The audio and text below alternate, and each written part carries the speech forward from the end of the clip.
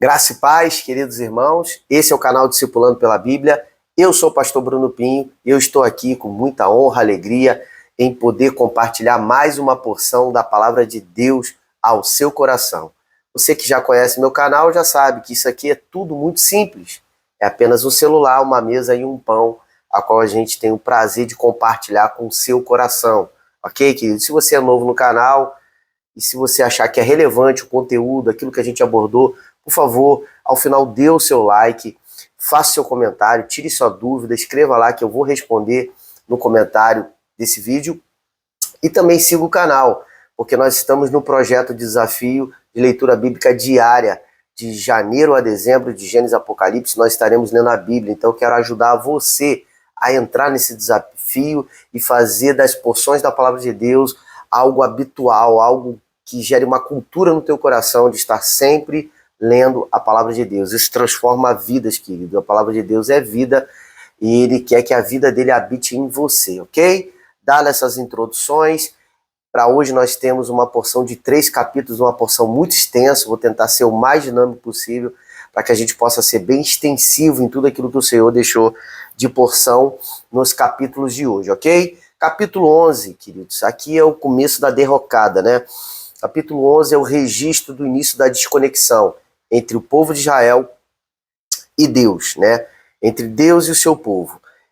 Uma série de reclamações e murmurações começa a acontecer, se iniciar no meio do povo de Israel, de tal forma que Deus ele se ira contra o seu povo e ele envia fogo nas extremidades do arraial de Israel. Então, ali tinha um acampamento, Israel já está em marcha em direção a Canaã, a terra prometida, e num desses acampamentos começa a gerar uma série de murmurações e reclamações do povo. O Senhor ouve essas reclamações e se ira no seu coração e começa a derramar fogo nas extremidades do arraial, o que possivelmente pode ser relâmpagos, queridos. Deus enviando relâmpagos, e isso começa a gerar incêndio, gerou morte e destruição no meio do seu povo. Moisés precisa intervir, né, no meio dessa situação e ora para que aquele castigo fosse cessado, e assim se sucede, ok? Então, queridos, aí já é o primeiro cartão de visita. Já não satisfeito com o ocorrido, o povo continua murmurando e aumenta o nível de reclamação, e agora parte para cima de Moisés, para cima de Arão, murmurando, reclamando, falando com saudosismo, falando com desejo daquilo que eles tinham no Egito, queridos. E eu quero resumir aqui, lendo o versículo 5, para você entender o tamanho do nível de deslealdade que estava no coração daquele povo. Diz assim o versículo 5, uma parte dele: lembramos dos peixes que comíamos de graça no Egito. Que saudade dos pepinos, dos melões, dos alhos, das cebolas, etc. Queridos, preste atenção. Um povo que viu um mar se abrir, um povo que viu pão descer do céu, ele começa a reclamar de pepino. Ele começa a reclamar do tempo que eles tinham alho para colher.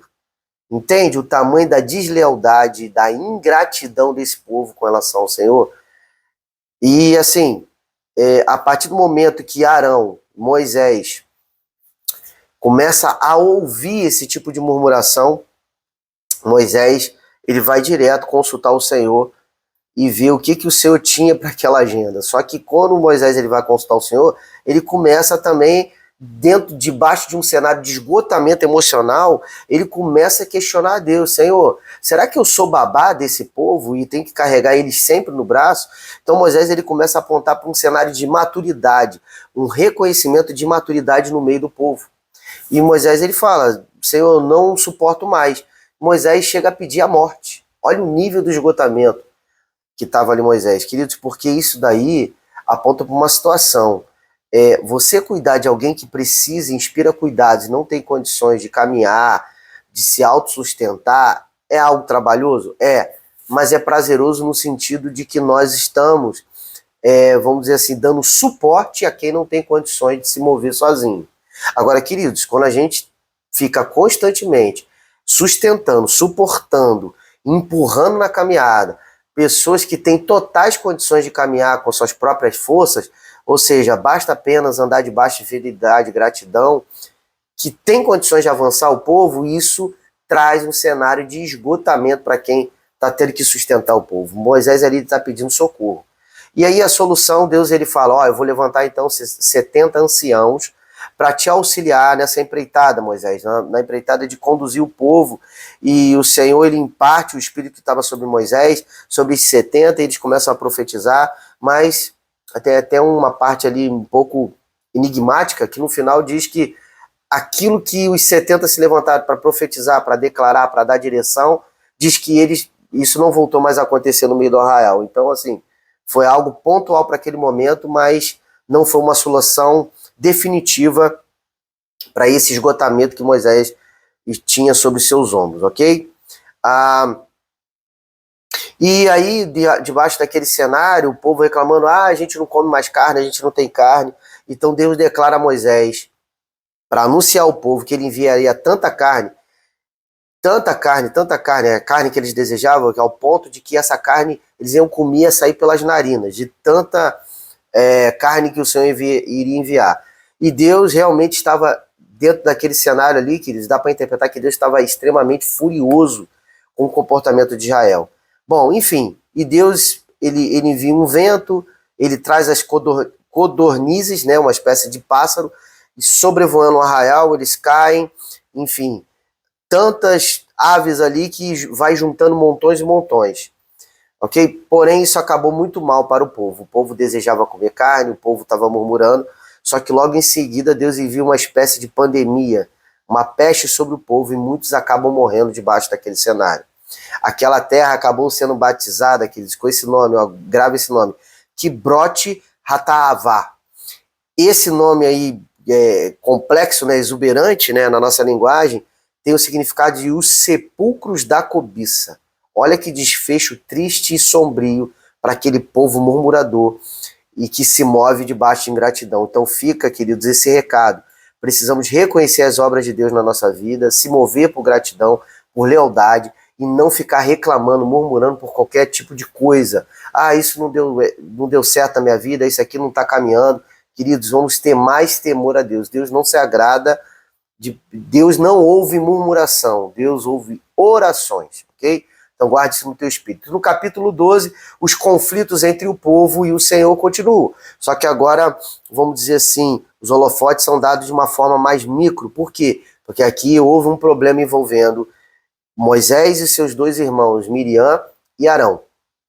Ou seja, ali o texto é claro, dizendo que um sentimento de inveja, de altivez, se levanta no coração de Arão e Miriam. E eles começam a futricar, começam a fofocar, falando mal, inclusive falando mal de Moisés e da família de Moisés, falando sobre o casamento dele, a mulher que ele tomou, e como é que pode, tomou uma mulher estrangeira e tal. E falando, pior, queridos, não falando na face de Moisés, mas falando por detrás de Moisés.